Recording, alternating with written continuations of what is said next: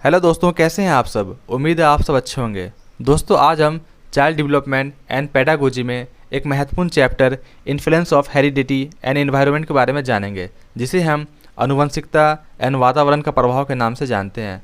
चलिए आइए देखते हैं। आनुवंशिकता का अर्थ माता पिता तथा पूर्वजों के गुण एक पीढ़ी से दूसरे पीढ़ी में जाना हो आनुवंशिकता या हेरिडिटी कहलाता है। दोस्तों, वंशानुक्रम अर्थात आपने देखा होगा जो गुण आपके दादा या परदादा किसी में होता है वो आपके अंदर थोड़ा बहुत वो गुण रहता है, जैसे चेहरा मिलना या उनके जैसे कार्य को करना। इस प्रक्रिया के अध्ययन को आनुवंशिकी जेनेटिक कहते हैं। वंशानुक्रम में वे सभी शारीरिक बनावटें, शारीरिक विशेषताएं, क्रियाएं या क्षमताएं सम्मिलित रहती हैं जिनको वह व्यक्ति अपने माता पिता या पूर्वजों से प्राप्त करता है।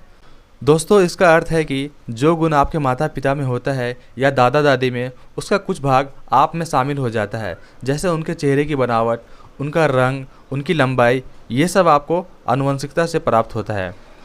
आनुवंशिकता को स्थिर सामाजिक संरचना माना जाता है। मानव कोश सेल में 23 जोड़े गुणसूत्र अर्थात कुल 46 गुणसूत्र होते हैं। इनमें से प्रत्येक हजारों लगभग 3000 की संख्या में जीन्स पाए जाते हैं। इन्हीं जीन्स के द्वारा माता पिता की विशेषताएं बच्चों में पहुंचता है। दोस्तों, आप इस बात का ख्याल रखेंगे कि मानव को कितने कोष होते हैं? 23 जोड़े, मतलब 46 गुणसूत्र होते हैं। इन्हीं के द्वारा जो 3000 जीन्स होता है उनसे हमारा निर्धारित होता है कि माता पिता के कौन से गुण हमारे अंदर आए हैं। आनुवंशिकता का प्रभाव। आनुवंशिकता का प्रभाव निम्न क्षेत्रों में प्रत्यक्ष रूप से देखने को मिलता है। चलिए आइए देखते हैं। पहला, शारीरिक बनावट। आनुवंशिकता का सबसे गहरा प्रभाव शारीरिक बनावट पे पड़ता है। आनुवंशिकता का सबसे गहरा प्रभाव कहाँ पड़ता है? शारीरिक बनावट पे। आपके एग्जाम में इस प्रकार के क्वेश्चन आ सकता है कि आनुवंशिकता का सबसे ज़्यादा प्रभाव कहाँ पड़ता है? शारीरिक में, संज्ञानात्मक में या फिर बौद्धिक में। तो आप इस बात का ध्यान रखें कि शारीरिक बनावट में सबसे ज़्यादा आनुवंशिकता का प्रभाव देखने को मिलता है, जैसे लंबाई, स्वास्थ्य, रंग, बाल, आँखों का रंग आदि सब कुछ आनुवंशिकता पर आधारित होता है। दोस्तों, हम कई बार कहते हैं कि वो जो इंसान है वो अपने पिता की तरह देखने में लगता है, या फिर वो अपने माता की तरह उसका आँख है या उसका बाल है। तो ये सब किस तरह गुण होता है?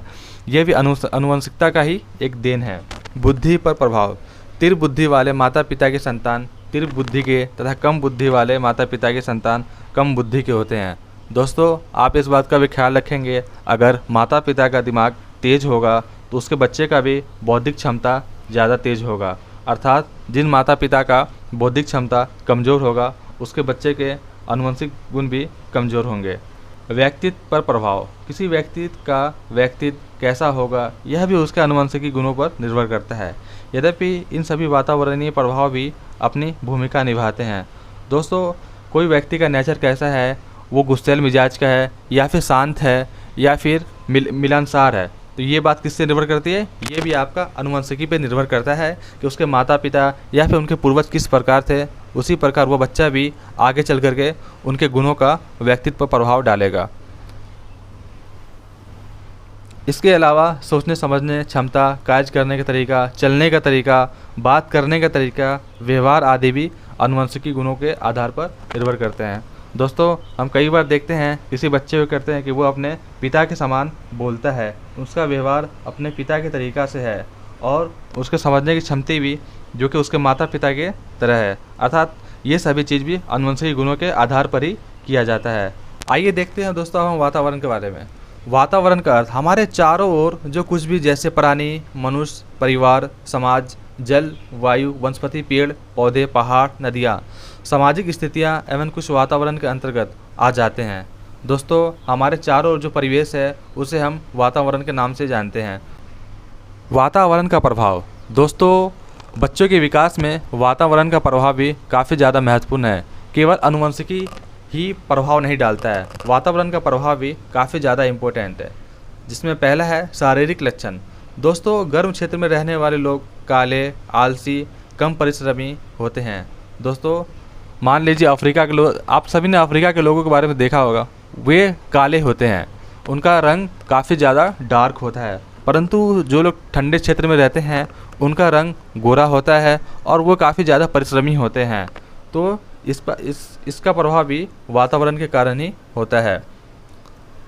बुद्धि पर प्रभाव। आनुवंशिकी गुण अच्छे होने पर भी यदि वातावरण अच्छा नहीं मिला तो वह बुद्धि कम हो सकता है। दोस्तों, आप सभी ने देखा, ऊपर लिखा था, अगर बच्चे के माता पिता ज़्यादा तीव्र बुद्धि के होंगे तो उसका बच्चा भी वैसा ही तेज होगा। परंतु ऐसा ज़रूरी नहीं है कि तेज बुद्धि वाले माता पिता के बच्चे हमेशा तेज हो। इसका वातावरण का भी प्रभाव काफ़ी ज़्यादा पड़ता है। कभी कभी अच्छे बुद्धि क्षमता वाले के बच्चे भी कमज़ोर बुद्धि के हो सकते हैं। इसलिए अच्छे विकास के लिए आनुवंशिकता के साथ साथ अच्छा वातावरण भी आवश्यक है। दोस्तों, केवल आनुवंशिकता ही आवश्यक नहीं होता है, अर्थात दोनों का तालमेल आवश्यक है। अगर आपके क्वेश्चन में इस प्रकार से देखने को मिले कि आनुवंशिकता और वातावरण दोनों में कौन ज़्यादा महत्वपूर्ण है, तो आप कहेंगे, आपका ऑप्शन होगा दोनों, तो दोनों आप के लिए महत्वपूर्ण है, तो दोनों पर आप ध्यान देंगे। व्यक्तित्व पर प्रभाव।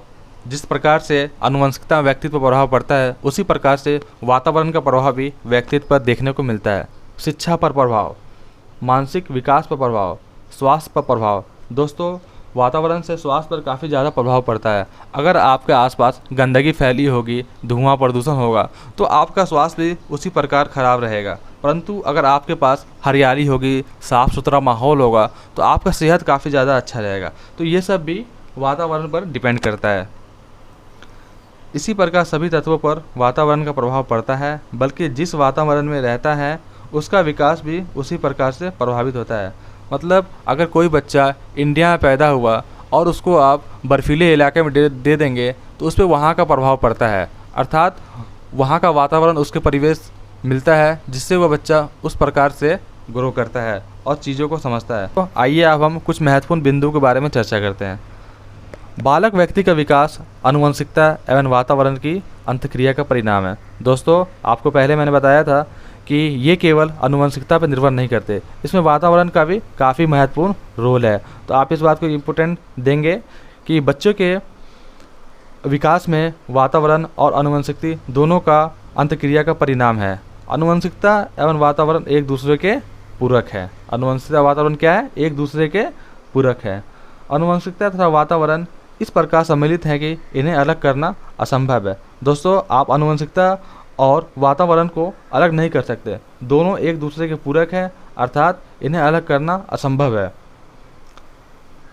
बालक के प्रत्येक विकास में आनुवंशिकता तथा वातावरण का मिश्रण आवश्यक है। दोस्तों, जैसा कि आपने ऊपर देखा, या तो शारीरिक विकास हो या फिर बौद्धिक या व्यक्तित्व, सभी में आनुवंशिकता का होना और वातावरण का समावेलन होना काफ़ी ज़्यादा आवश्यक है। दोस्तों, आप इस बात का खास ख्याल रखेंगे जब भी एग्जाम में इस प्रकार के ऑप्शन आपको देखने को मिले, केवल आनुवंशिकता, पालन पोषण और शिक्षा का, आनुवंशिकता एवं वातावरण की अंतःक्रिया का, केवल वातावरण का। दोस्तों, आप इस ऑप्शन में ख्याल रखेंगे जहाँ पर आपको केवल देखने को मिले, या वो EVS हो, मैथ हो या फिर CTP हो, तो वो आपका हमेशा नेगेटिव वर्ड होता है। अर्थात इस टैग वर्ड को याद रखें कि जहाँ पर भी केवल का प्रयोग हो, वो ऑप्शन आपका 80% चांस है कि वो गलत होगा। और केवल आनुवंशिकता तो केवल बिल्कुल भी नहीं होगा, केवल वातावरण ये भी नहीं हो सकता, क्योंकि वातावरण और आनुवंशिकता का दोनों का मिला हुआ रूप बच्चों के विकास में सहायक होता है। अगर केवल पालन पोषण हो तो वो भी नहीं होगा। यहाँ पे जो तीसरा ऑप्शन आपको देखने को मिल रहा है, आनुवंशिकता एवं वातावरण की अंतःक्रिया, अर्थात ज़्यादातर उम्मीद है कि आपका यही सही होगा।